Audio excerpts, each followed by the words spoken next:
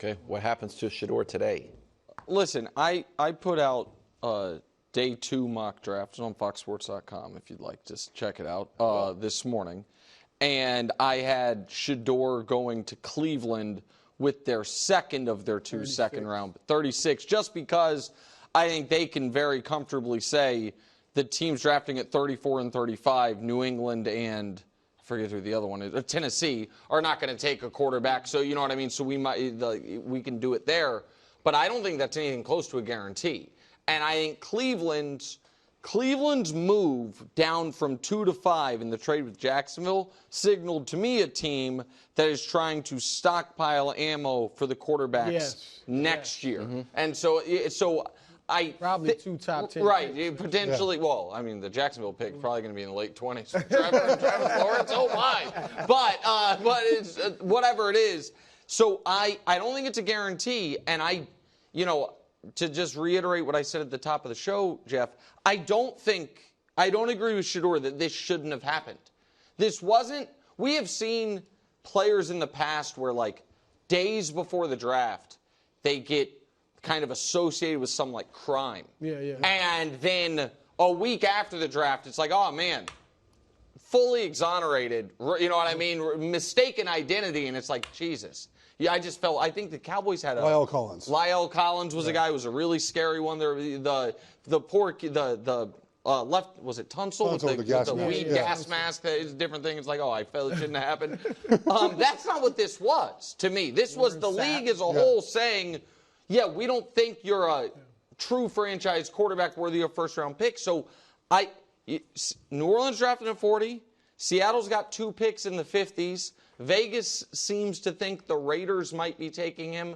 I think it could be a harder fall than Shedeur necessarily is anticipating. Yeah, look, I would think Cleveland would take him, but you're right. I mean, it does look like they're stockpiling picks to maybe move up next year and get a quarterback. You know, that's supposed to be a better draft. So if they pass on him, and you got the Raiders at 37, you know, could they take him? I mean, the backup Geno, the Jets, at 40, and then, New Orleans at 40 and the Jets at 42. Yeah, if he doesn't go early, he could slide far. And I wonder, Jeff, because we were talking earlier about him posting the Giants cleats like he's going to the Giants. Yeah. And then talking about the receivers in Pittsburgh with Max Crosby like he's going there. Maybe those teams probably looked at that like, we didn't give you a promise.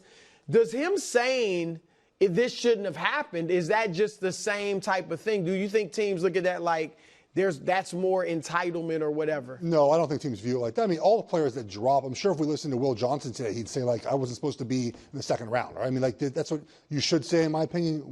When you drop, the hard part about being a player in the draft, when you don't get drafted high enough, it hurts, right? Because the NFL will tell you how they feel about you. Yeah. Like, I was drafted in the 7th round. I didn't like that. I thought I should be drafted higher. We all feel that way, right? But this is so high profile because it's Shedeur Sanders that it feels worse. But there were other players that dropped out of the first round. Mike Green, not in the first round. Will Johnson, not in the first round. Shedeur, not in the first round.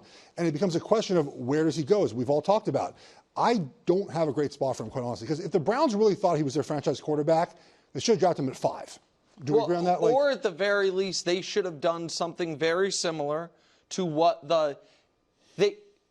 if they thought he was the franchise quarterback, the 5th-year option is valuable enough that they should have just called Kansas City and been like, hey, we're taking a quarterback, you guys aren't. You know what I mean? What do you want to flip-flop 33 to 32? You know what I mean? Just there, like there's similar to what the Giants did in moving up for Dart. And you look at like the Raiders, for example, right? They're sort of in on Geno right now. Does drafting Shedeur get them any better this year, next year, the 30? I would say probably not, right? I think Pittsburgh's still the best option. They don't have a functional quarterback right now. But they don't have a second-round pick either. Correct. So it would be in the 3rd round or they trade back up, but it doesn't feel very Steelers either. So it could be a drop that was unexpected. But I think it's worth noting out, like, there's sort of 2 opinions on Sanders, right? There was sort of the opinion of the people that sort of weren't on TV, and there was the opinion of the people that were on TV. And there's sort of 2 different opinions. Like, if you read the opinion of people that just sort of do it on their own and sort of give their own big boards, he was about 25 to 40. That's sort of where he was ranked. People that were more hard profile had him a little bit higher. So it feels like the NFL was sort of in the other direction where they just viewed him more as a late first-round pick. And once Pittsburgh passed on him, there were no other options for him. This wasn't a draft, guys, where teams were begging for quarterbacks. I mean, and the Giants really like the athleticism of Jackson Dart. And it's worth pointing out, like, that is what the position is now, right? Being more of an athlete. Shedeur is not a great athlete. He can throw the ball really well. He's very accurate. I like a lot of things about him. But Jackson Dart is the better athlete. And I think one of the reasons I had such a visceral negative reaction to some of the coverage and the broadcast of it was this was not, if people are old enough to remember the Alex Smith, Aaron Rodgers draft, there was real drama. Who is going to go one of those two quarterbacks with the understanding, man, if you don't, one of these guys is going to go one, and the other could then drop a lot because of who needed quarterbacks. And we went into that draft having no idea. Cam Ward, yesterday people were posting the betting slips. You know what I mean? They bet, $3,000 to win $2 on Cam Ward. It was a 100% as close as you can be lock. He was going number one. No one credible thought that was a question, and then the draft comes, and they presented it as if, man, Shedeur, Cam or Shedeur, and then right after that, and I'm not saying it's not credible to say Shedeur is the better player. Right. I'm just saying the idea that Tennessee had made their choice, and I say that to say this, Vegas thought Jackson Dart was going to go before him. That ended up happening. That popped yesterday. Yeah. And today, there seems to be some belief that, hey, the first quarterback off the board today might not be him. It might be Tyler Shuck from Louisville, and it might be Jalen Milroe. And so I just think, again, I'm not saying I agree with that evaluation. I'm just saying that he was never, it would appear, viewed nearly as highly within NFL offices as he was in the media. Brew, let me ask you this question, and this reminded me a little bit of your Luka take. So many good ones. That Nico was out on Luka. Yeah. And because he thought he had some qualities that didn't lead to winning. So I kind of had the same. The NFL's out on Shedeur because he has some qualities maybe that they don't think lend itself to winning. But then once the trade happens, those qualities are now gone. Now, all right, I'm going to lock back in. So you're actually getting a better player now that I'm on the Lakers than if I stay with the Mavs. I would agree with that, Brew. And I would if people thought Shedeur was just aloof or didn't work hard enough and like, oh, now he's fallen, now he's motivated. The knocks on Shedeur are his arm is not strong enough. He is not fast enough. I think we are so used to black quarterbacks being knocked for intangibles. We're thrown when it's like, actually, it's the athleticism and lack of arm strength that people are worried about. I actually think because he's black, they're looking at him like, man, he's not athletic at all. I think the lack of athleticism talk is too much. Well, and I get that it's a different era, but obviously Tom Brady, not the greatest athlete. Joe Burrow, not the greatest athlete. So, I think he's athletic enough. He's not going to be, running the ball like Lamar Jackson or anything, but I think he's athletic enough. I think that I get you're saying this is going to make him work. I think he's a hard worker anyway. Is second-round Shedeur actually going to be better than first-round Shedeur? No. Well, look, I do think as he said, fuel to the fire. He's obviously going to be motivated, but I think his work ethic is fine. I don't think his work ethic is a problem. I think his arm it's not the greatest arm in the world, but again, a lot of the top quarterbacks don't have the strongest arm. So I think teams sometimes with quarterbacks, they get wild. They either get wild by this freakish athleticism, Anthony Richardson, or the strong arm, Zach Wilson or whatever with that throw. But it's so many intangibles, Jeff, I think, with quarterbacks. Leadership, processing, and maybe they're saying he doesn't get rid of the ball fast, but, getting rid of the ball accuracy, which he's got. I think he's got the intangibles and will prove some people wrong. A lot of the draft is projecting talent to the NFL. And I wonder if scouts and front office feel like Shedeur's sort of capped out of what he's going to be as a quarterback. Where Jackson Dart, you can convince yourself with his arm, athleticism, we can turn him. Now, they were a little wild with the Josh Allen comps last night with Jackson Dart. But 4 inches shorter. Correct. Yeah. Yes. But it was way out of control. And by the way, I did feel bad for Cam Ward, who's like the most unheralded first guy ever. Like, no one talks about him at all today. I feel bad for that kid. But nonetheless, like, I think that maybe he's viewed as like, this is what he is coming in the NFL. Where Cam Ward, I think there's a lot of room for growth. Cam Ward does not play a lot of quarterback, right? He was a option quarterback in high school, went to Incarnate Word, went to Washington State to play in the run and shoot for 2 years, and then last year was his first year in like a real offense. Like that was his first. So I think there's the view of like Tyler Shuck feels capped out too. By the way, he's 26 years old. Like I don't really think that 26 feels old. for feels that, old for a quarterback. for a rookie. Yeah. For Not in the regular work. Correct. for a rookie. For a So rookie, I yes. wonder if there's a thought of like, hey man, this is sort of what he is. He can be better as a pocket passer. And I don't know if he is good enough or dynamic enough to grow into something else. Wildes, I know we have to move on. I was my most concerned about what was going to happen to Shedeur when I was reading and prepping for doing the mock drafts and everything. One of my favorite draft analysts, his NFL comp was Mac Jones. And college completion percentage is up there. No, but that's what it would. But it was, and again, I wouldn't have thought because they could not be more different from like a personality perspective. Mac Jones and Shedeur Sanders, but Both it was very confident. But it was people, loved the head coach he played for, incredibly accurate. You know what I mean? Had a superstar receiver that questioned his athleticism, questioned his arm strength, and questioned has he reached his ceiling quicker. You know what I mean, than these other guys, and that he's topped out. Jeff, here's quickly where I think Shedeur, people are underrated. I think a lot of quarterbacks from some top programs, because they've got the great offensive line, the great receivers, running backs in college, they get to the pros and they don't have that, and then they struggle. His offensive line wasn't good. No. His run game wasn't good. He did have good receivers, obviously, even beyond Travis. But I just think that'll help him, too, because he's had to play under duress and with adversity his entire college career. This is why I thought he was a fit for the Browns, because of their offensive scheme and what they've done with quarterbacks like Joe Flacco and Baker Mayfield. Like, you put him in a certain offense. That's why I think, too, like, he, to me, sort of fits one style of offense. And if you didn't need a quarterback in that offense, like, you weren't going to draft Shedeur. Well, listen, the Browns got 2 of the first 4 picks today. Yeah. They can take them. Jeff, I apologize. Yeah, thank you. Went to Oregon. So Mike Tomlin wanted to address defense rather than quarterback. What was your take on that? I think Derrick Harmon's going to be a fantastic pro. He's been one of my favorites. He's 6'5", 315. He had 50 pressures last year from defensive tackle, which is hard to do in college. He got better from where he was at Michigan State to where he was at Oregon to where he's going to be drafted. I get why the Steelers did this. Like, this is my dream choice for the Chiefs. If he was there at 31, that's what I wanted the Chiefs to take. So, listen, I love the player. I agree with Jeff. Okay. I always do that because Greg always sits there. Missouri and Oregon. Yeah.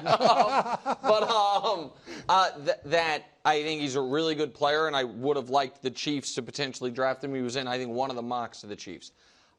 I hate it for the Steelers. Good player is a good player. I get that. I've used this comp before, and I'll use it again. We always say when a quarterback gets paid, like, hey, we're going to ask you to do a little bit more with less. You're not necessarily going to have the star receivers or all of it. Mike Tomlin is a defensive-minded head coach who's about to have the highest-paid defensive player ever in T.J. Watt on his side of the ball. Has Minkah Fitzpatrick, who they paid a first-round pick in a trade for, on his side of the ball. Joey Porter Jr., who was a high second-round pick. You've got to water the other side of the grass at some point, and it feels to me, Brew, like the Steelers doubling down on this is what has prevented us from having a losing season, while not acknowledging this is what's also created one of the longest playoff losing streaks or playoff winless droughts or whatever in the NFL right now. No, I agree. I mean, look, defensively, we know they're going to be good, and I think this kid will be great, too. This is the kid that wowed everybody with the 4'9", 40-yard because he's 300-plus pounds. Yeah, he'll be – but offensively, I mean, I guess they're strengthening the defense because we're only going to score 9 points a game. I mean, that's what they're saying. And with this was the route they're going, they clearly don't like any of the quarterbacks they should have kept Russ or even Justin Fields if they wanted. But they could have kept Russ, drafted a kid like this, and maybe been a little better. Russ, a second year in the offense. And I even am feeling, I mean, it tells you how much they weren't impressed with Shedeur. If he's there, if the quarterbacks are still there when they pick again, part of me feels like they might take like Milroe over Shedeur because I feel like they like him better. It's going to be hard for any of these teams other than Cleveland to say with a straight face, we love Shedeur when they take him. Cleveland, I think, can because they can be like, listen, we were drafting 2 and then 5, a blue chip player, and our intel told us he was going to be here. You know what I mean? Right. Like that. We just did a great job scouring the league. We would have taken him at 6, but we wanted this player. But any of these other teams, the proof is going to be in that, you know what I mean? They had their own, they valued a defensive tackle 3 on people's boards over the quarterback or whomever, New Orleans, same deal if they take him, whomever it is. All right. They have everything you like. Except an offensive line. 26 in the league last year, according to Pro Football Focus. Oh, you love All right, I'm just saying, right? That's what the offensive line was. So I don't care how good Jeanty is, and I think he's great. But you need some blockers. You need an offensive line up front to block for him. And look, I think they'll be better, but I still think they're the 3rd best team in the division, if that. Because I'm putting them above Denver, so I don't even know if they'll be that. I think there is a chance that next year they have, in fantasy football or in eye test football, the league's best tight end and the league's best running back. I think that is on the board. They will certainly have far improved quarterback play. I think they have a top 12 quarterback in football, and I say 12 instead of 10 because I don't want to argue with Drew about 9, 10, 11. And they have an excellent head coach, and they have a last-place schedule. So, yeah, I mean, I think the Steelers are going to be in the postseason next year. I'm a Chiefs fan, guy. Sorry, the Raiders. My apologies. I'm a Chiefs fan. I'm not supposed to like the Raiders, but I'm also just dripped in impartiality, and I call it as I see it. And I think the Raiders are going to be the 2nd best team in that division. Let me rephrase it. I think they're going to have the 2nd best record in the division. I don't know if they'll actually be better than the Chargers, but I think they will have a better record because of the 3-game strength of schedule difference between the teams. I know you don't necessarily buy that, but like being last place, but actually they're 2nd best. No, I'm saying it the other way around. I'm saying you're supposed to use your voice. They could win 10 games and not actually be better than a 9-win Charger team, but I think they're going to finish 2nd in the division. The running back acquisitions that have worked most recently in the NFL, they have one thing in common. The offense is complete, and they add the running back into the offense. Look at Philadelphia. Look at the 49ers. Look at what the Lions have done in the draft. Baltimore. This is Baltimore with Henry. This is not the case. So if they don't add to offensive line, to wide receiver, I think Jeanty's really good. I do like the Chip Kelly offensive coordinator pairing with the run game. That's what he does the best. Like, that's just going to be a fun run game they're going to have in Vegas. But we have not seen a running back added to a roster like this and had success like they want early in his career. Yep. That's a fair point. Even Saquon. Listen, right, but I think that the counter that I would make is I don't know that we have a good idea of what this Raiders offense actually is because it was kneecapped so bad. I agree the offensive line wasn't great, but it was kneecapped so badly by quarterback play. And so if the year the Giants added Saquon, they also added the 12th best quarterback in football, I think maybe it would have been a different story for him early on. And, listen, the Raiders were starting, wasn't a kid from Oregon at center, Jackson Powers Johnson? They're starting a rookie center, so he'll be better. Probably draft somebody. Thanks for watching. Subscribe here to get more from the show and to check out clips from other shows on FS1.